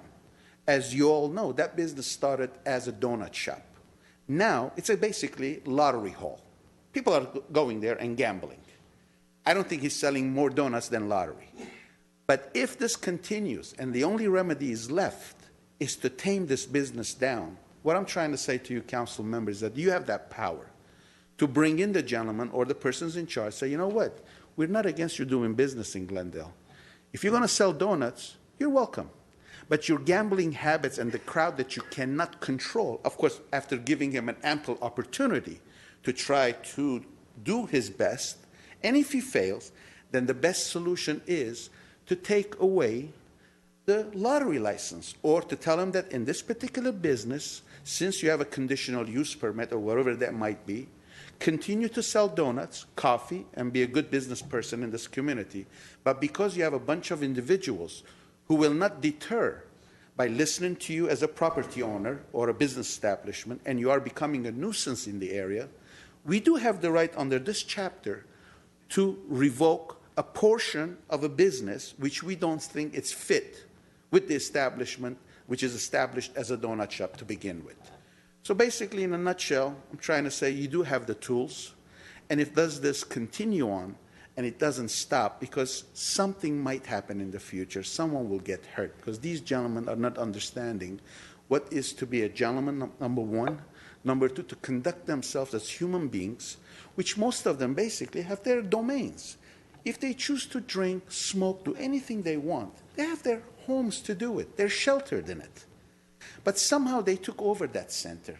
And the only solution that I think, which will be a good fighting choice, and basically not to harm any other person except those individuals who shouldn't be there under the guidelines, is to revoke his business license or to tame it down and let the person operate as donut shop, and so that community will be in peace and other people will start going to those. Because the property owner, especially the business of the meat shop and the bakery, they're seriously thinking of selling their place and getting out of the neighborhood. That's not right. I thank you for your attention. Thank you. Mike Mohill, followed by Rima Hagopian.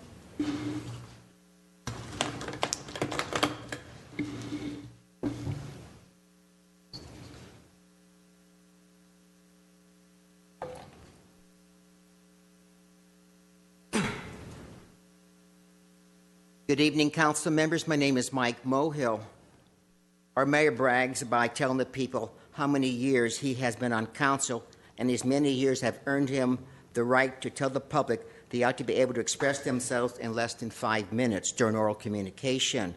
Yet he and some of his colleagues can ramble on for 5 to 10 minutes on any given subject matter, criticizing residents who have the courage to come before this body. John Draymond was instrumental in changing the People's Hour, the 5-minute portion of oral communication from the beginning of council business to the end of business. Back in the old days, because of the early hour, on or about 10 to 15 people would often come before the council with their concerns. Today, because of the late time of oral communication, less than 5 people usually attend. I guess Mayor Weaver wants to forget back in the old days when Miss Christy Fernandez came before the council week after week during the 5 minutes of oral communication before the city business while the viewing audience was awake. She spoke out and showed pictures of animal cruelty at the Glendale Humane Society shelter. Our mayor defended Glendale Humane Society running the shelter, but finally, after numerous presentations by Mrs. Fernandez, speaking out weekly, the city finally canceled the contract with Glendale Humane Society and entered into a new contract with the Humane Society of Pasadena.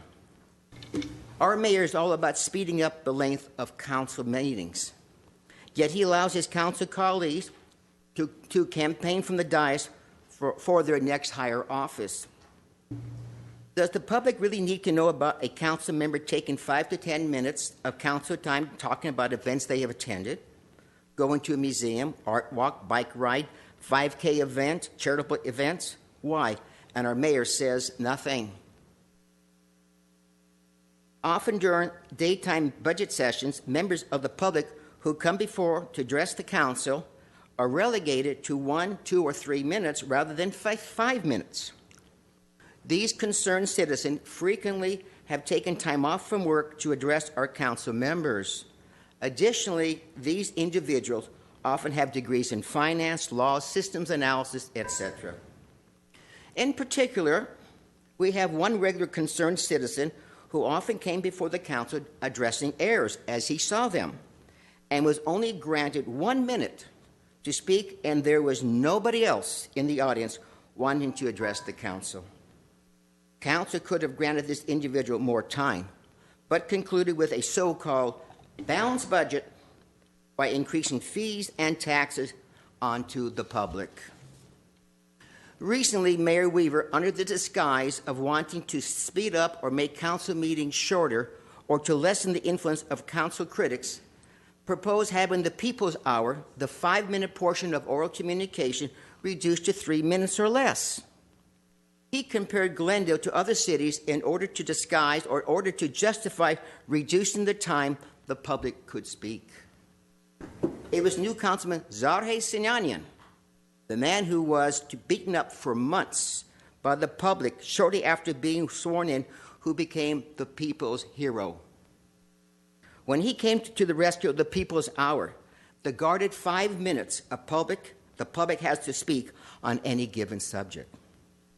Mr. Sinanian said, quote, "I don't understand why we're discussing this issue. We owe it to our residents to allow them to express themselves." Our new councilman concluded by saying, quote, "We stand alone, and we should be proud of that. Ours should be the standard to which other cities aspire. 5 minutes is a fair amount of time." Bravo, Councilman Sinanian, bravo. It seems to me that council members who have been on council more than 2 4-year terms have this sense of entitlement that they think they know what is best for the people.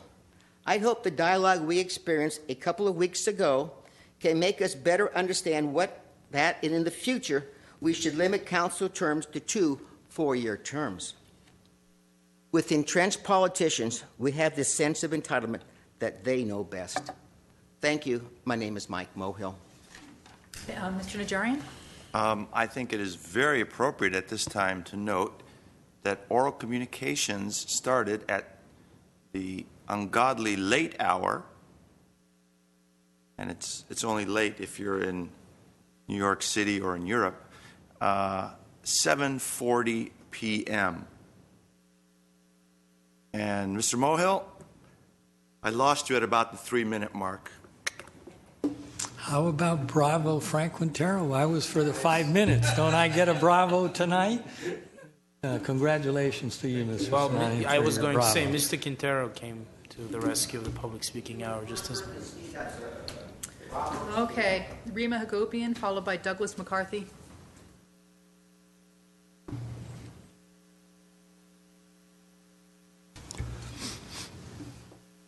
Hi, my name is Sarnia Ivazi. I'm with Rima Akopian, and I live at the 300 block of Lexington Drive.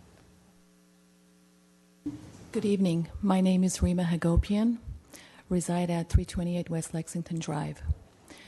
Thank you, Mayor Friedman, council members, for your time tonight. Today, we're here because we would like to bring to your attention and go on record that after 1 year of filing for petition, we just met last week with the TCP members and would like to bring it to your attention that the residents of 300 block West Lexington are very displeased, are very unhappy residents. When we filed the petition, it was to change the preferential parking from 9 a.m. to 6 p.m. Currently, it's posting on Lexington Drive. We asked for 7 days a week, 24 hours permitted parking. And the TCP last week made a decision ruling against it. The ruling is currently with their decision to make a change from 9 to 6, currently to 6 a.m. to 10 p.m., which we at the residents do not agree, do not believe, know for a fact it will not make any changes for us as residents. We come home frustrated. We hate going home because we know we have to fight. It's become a fighting parking situation on Lexington. Why? Because we have a banquet hall that operates under a restaurant that sits over 500 people Fridays, Saturdays, Sunday nights, and during days as well, because sometimes events are during the days. So we want to go on the record that we are going to appeal, and we ask all of you to please help us to become happier residents on Lexington. Thank you for your time, all of you. Thank you for coming. Douglas McCarthy, followed by Margaret Hammond. I don't see anyone who looks like a Douglas McCarthy, so last chance? Nope. Okay, Margaret Hammond, you are our last speaker tonight.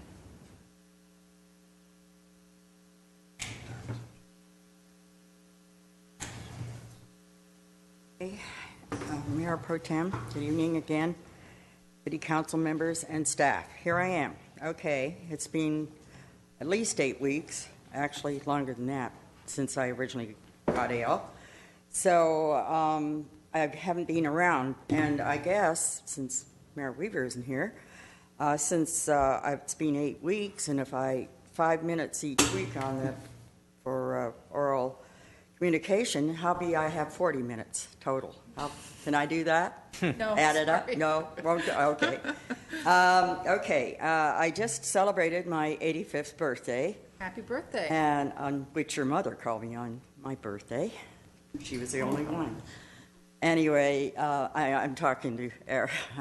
I knew it wasn't my mother. Yeah, right. No.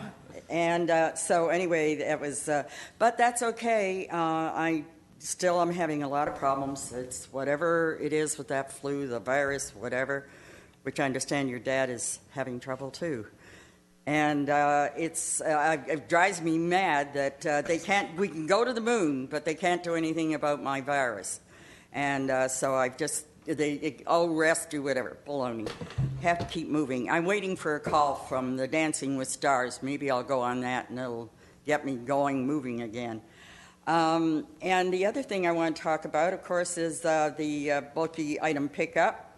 Don't forget, there's a lot of couches laying around on the streets right now. I guess the first of the month, the end of the month. And the number is 818-548-3916. Now, something else I'd like to bring up, and I never understood, John Wayne, who is an icon all over the world and was very famous. He lived here in Glendale, and his family, even after he was divorced, I understood, his first wife with their children lived here. Nobody has ever bothered about him. And finally, somebody got their brain together and said, hey, let's name the auditorium after him. I don't know. I thought there should have been a bigger ceremony, more going. And you're always looking for something to attract people to Glendale. I mean, people from all over the world know who John Wayne is, and would definitely, if we could get something going in a museum, I'm sure his family would help us with, would help anybody that wanted to take it on, and as far as his mementos and so forth. I mean, you can make a big deal of a pizza guy delivering pizza to the whatever, Oscars or awards, but here we have this man, John Wayne, not only an actor, but an icon, an example for young people. He was a good man, a good citizen. So that would be something for someone, if you want to get a draw to Glendale, I think it would be a big draw for John Wayne to have something here. Anyway, and the other thing is that since I've been gone so long, looking at the newspapers, I hate to tell you, I can't stand the TV. My grandson said, buy a new TV. I said, no, I'm not going to buy, because I'll throw something at, if I throw something at it, I'll break it. I'll wait till I break the old one, and then I'll have to get a new one. But one of my things is about the Korean statue. The business of the Japanese people, or commercial, or politicians, or whatever they were, coming here telling us what we can have in our parks. We're the citizens. We pay for those parks. We voted for the people, the city council, who voted to say the statue should be in the park. What does it have to do with a foreign country coming here, especially Japan, and telling us what we can do? And to me, the statue, as I said before, represents not just the Korean women. It represents women who men make war and the women suffer from our children, our husbands, and our sons. And it's, you know, we need to be recognized as what our contribution to the world, too, and what women go through. So anyway, that's my feeling on that one, and I don't see that anybody has a right to come here and tell us as American citizens what we can have in our parks that we pay for. And that's, again, my feeling. I don't know how many. I know I've heard kind of off the cuff remarks to me, but I don't care.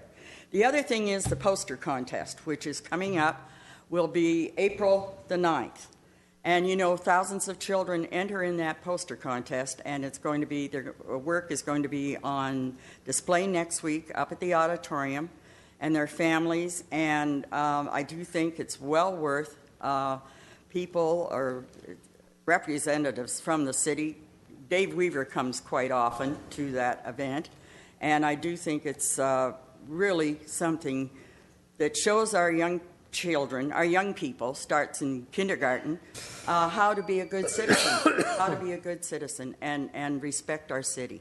Thank you very much. Thanks, Margaret. It's great to have you back, and you're right, the poster contest is wonderful. Yeah, it's always thank you. Really a inspirational and fun thing to attend. Now, I forgot to mention during council comments that I will not be here next week. I've been sent off at the request of the city manager to Washington, D.C. for one day to lobby for funding and other things for ISIS, which is the interoperable radio system that our first responders use in case of an emergency. It's threatened for various reasons, and it's what we rely on to have our law enforcement and fire communicate with each other and with other agencies. So hopefully those long hours on the flight will be worth it, and as well as the sadness of having to miss a council meeting. So you all have to make do without me, and I will be back soon after. Is there any new business? There is no new business. Seeing that, if there's no comments about oral communications. Move to adjourn. Second. We are adjourned. Thank you all.